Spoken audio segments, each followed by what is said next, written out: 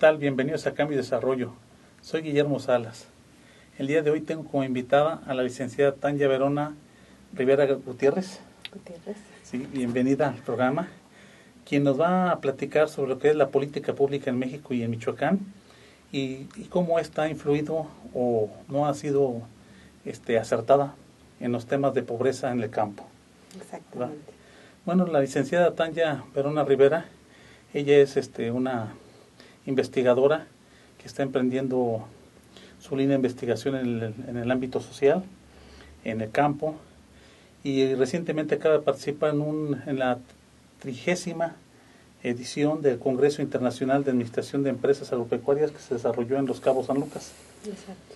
Y creo que ahí presentaste precisamente una conferencia llamada La pobreza en el campo y la políticas públicas en México y en Michoacán, ¿verdad? Exacto, sí, muchísimas gracias por la invitación.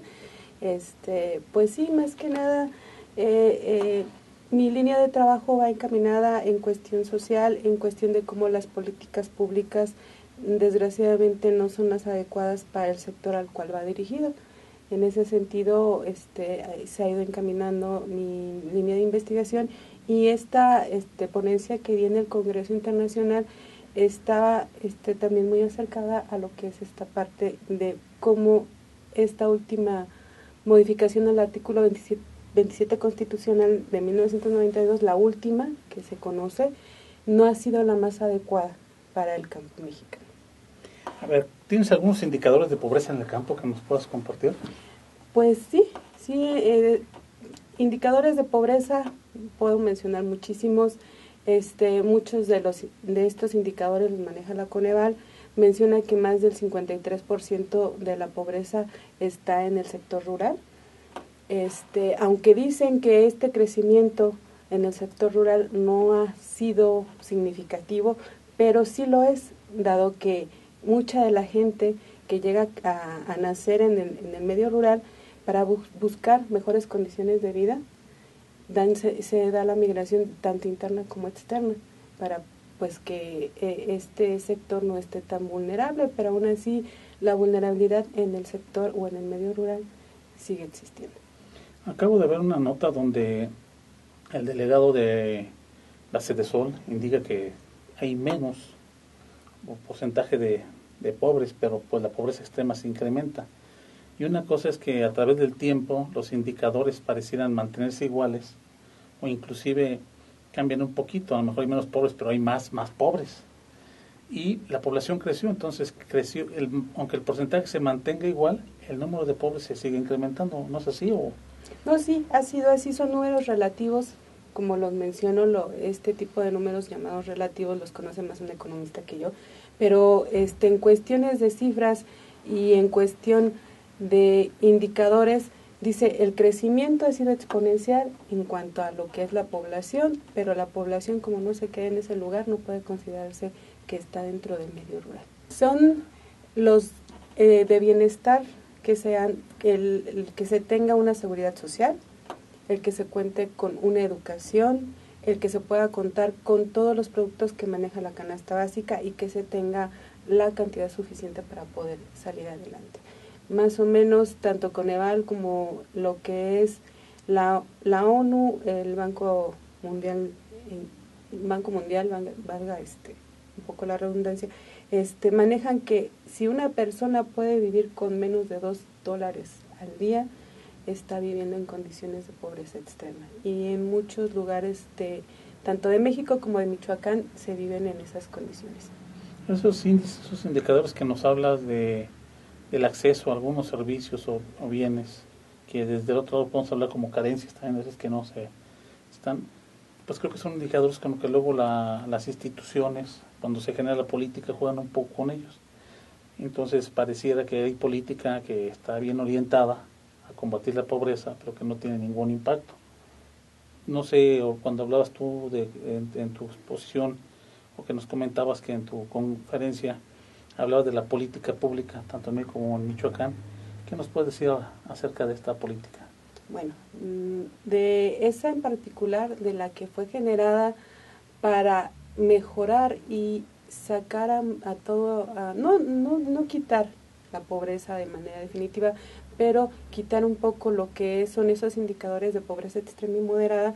La modificación de ese artículo 27 constitucional de 1992 salió o fue creada para que los pequeños productores, en este caso, fueran los más beneficiados, donde se les diera la certeza de tener la tenencia de la tierra, donde pudieran ellos de modo ya más concreto tener la posesión de la tierra, poderla rentar, vender, pero también esa le dio la apertura a que mucha gente extranjera viniera a comprar esta parte de tierras, donde le está quitando la oportunidad al pequeño productor de salir adelante como debería de ser. No es que estoy diciendo que los grandes empresarios estén haciendo mal, pero se están llevando todas esas divisas, todo ese dinero que se genera en el campo michoacano, mexicano, al extranjero. Entonces, de ahí que todas esas zonas rurales no sobresalen. Fíjate que ese punto es muy importante, lo hemos tocado aquí en el programa, en otras entrevistas, y sobre todo en el tema del aguacate. Cuando curiosamente Michoacán, un estado que presumimos generador de mucha riqueza a través de la producción del aguacate, precisamente en la misma región donde se genera esa supuesta riqueza, se siguen incrementando los índices de pobreza. Y acertadamente lo dices tú, son fugas de capitales que se van pues al extranjero también, ¿por qué no? ¿Y por qué crees tú que una modificación a un artículo constitucional, que es hablar de política pública, puede resolver un problema de pobreza? ¿Crees que basta con las buenas intenciones, con que quede plasmado en un documento, y en este caso un documento que es la Constitución Política de los Estados Unidos Mexicanos, que lo hace ley, y que seguramente, así como este artículo, hay muchos otros que favorecen al desarrollo? ¿Por qué sigue habiendo pobreza? ¿Basta hacer política pública, no ponerlo en un papel? ¿Qué es lo que necesitamos? No basta. La política pública ya está.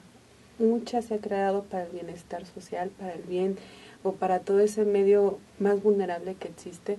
Desgraciadamente, a veces las personas que están en la parte de la aplicatoriedad de estas leyes, de estas políticas, no saben de qué manera encaminarlas o aplicarlas. Por eso es que no se ve esa buena aplicación de las políticas y de las leyes. Bueno, esos son los del lado de los que deben de aplicarla. Pero si los que la deben de aplicar a veces hasta la desconocen, ¿qué esperamos en el sector del campo? Que luego ellos ni las conocen, no saben de las modificaciones. ¿Qué se tiene que hacer? ¿Qué crees que podamos hacer? También una de las cosas importantes es hacer de conocimiento a toda la población en general, de cuáles son los beneficios que pueden tener o tienen acerca de esa política ya creada. A veces el pleno desconocimiento, a veces desgraciadamente la ignorancia o el no querer saber acerca de este tipo de beneficios no hace que ellos mismos no puedan gozar de esos derechos que tienen y que están marcados en la Constitución. Y la Constitución es lo máximo, o sea, la ley que está por encima de todas las leyes. O sea, ninguna ley tiene que estar por encima de ellas. Y si ella o este artículo 27 constitucional los protege, pues ¿qué otra cosa pueden esperar a que ellos puedan buscar la forma de que todas esas políticas sean aplicadas de la manera correcta para beneficio no solo de ellos, sino de toda su familia, de la población, y esto se va haciendo como una burbuja, va creciendo y va beneficiando a los demás? Y bueno, pues englobando todo esto de la pobreza, la política pública y en el campo, pues creo que lo podemos englobar en el ámbito del desarrollo rural. ¿Tú cómo concibes el desarrollo rural o cómo crees que debemos de concebirlo? Como una gran oportunidad para que muchos pequeños productores, en este caso, que son los más importantes, los que están en estado de indefensión, en el estado de vulnerabilidad, deban de aprovecharse para que se lleven. Sí, porque desafortunadamente la gente cree que desarrollo rural se refiere nada más a la producción agrícola o pecuaria, y es precisamente el desarrollo, es el crecimiento en el medio, en el campo. Tú nos lo dices ahorita en la entrevista sobre la Constitución, sobre los derechos que tienen, y pues también el desarrollo rural implica el acceso a esas bienes, servicios y, bueno, simplemente derecho a la alimentación, derecho a la vida, derecho a la libertad, derecho al agua limpia y de calidad. Y la gente realmente está consciente en el campo de esto, porque digo, una cosa es, como nos hablabas de los grandes empresarios que luego llegan, se aprovechan de esos vacíos que a veces deja la ley, adquieren tierras, comienzan postproducción, y eso, pero el productor, el pequeño campesino, la gente en el medio, en el campo, ¿qué tan consciente es o qué tan inconscientes somos las autoridades, las instituciones que no vamos a acercarnos ahí? ¿Qué se necesitaría? Pues habría muchas formas de trabajar, desgraciadamente no tienen pleno conocimiento de ello. Muchos, ahorita yo tengo contacto directo con muchos productores de Tancítaro, Michoacán, los cuales ellos buscan mejorar las condiciones de vida de sus hijos, darles lo mejor, los estudios que ellos puedan aprovechar, lo hacen, pero sus hijos ya no regresan porque dicen, para regresar y estar en las mismas condiciones de mis padres, prefiero yo estar en la ciudad, estar en otro lugar en donde voy a tener de mínimo poder sobrellevar una vida que mi padre no me puede dar, o que la familia o que la vida en el campo no me puede garantizar. Entonces es un trabajo muy largo, muy pesado, porque es educar a los pequeños productores. Bueno, no tanto educar, es concientizar, decirles de qué forma todo lo que está a su alrededor les puede ayudar, en vez de que se les siga perjudicando, en vez de que ellos sigan viviendo en esos estados de vulnerabilidad, donde apenas si tienen para comer, donde apenas si lo que llegan a producir lo venden a otra persona, que esa persona lo lleva a otra persona, y a él se le queda solamente una décima parte, una menos de una cuarta parte de lo que es el valor total en el cual se encuentra el producto en el precio al consumidor final. Entonces es un gran desequilibrio que existe. Desde tu perspectiva, ¿el campo michoacano o el campo en México saldrá de la pobreza? Es muy difícil decirlo, pero de la pobreza posiblemente sí. Sí, pero no puedo decir que es algo que va a pasar en 5 años, puede que sea un trabajo a largo plazo, pero llevar mejores condiciones de vida y mejores condiciones para los pequeños productores sí se puede conseguir. Haciendo lo que dices, concientizando, generando una política pública y también yo creo que con la participación de las instituciones, ¿no? Llámense gobiernos, llámense universidades, llámense ONGs. Estaban viendo hace también unos días, ciertamente, una convocatoria internacional de fundaciones que están dando apoyos para proyectos, apoyos millonarios para proyectos de desarrollo en aquellas zonas donde la población, tú lo dijiste, en estado vulnerable, tiene ingresos menores a $2 por día. Y creo que pues tenemos mucho, entonces las oportunidades están ahí, es la articulación, la concientización, la política y la participación de instituciones. Sería un trabajo en conjunto, en lo conjunto, que se tiene que hacer. Sí. Bueno, no sé si quieras añadir algo más de vista. Sería todo, ¿no? Muchísimas gracias por la invitación y espero que esta pequeña participación que estoy dando sirva de algo.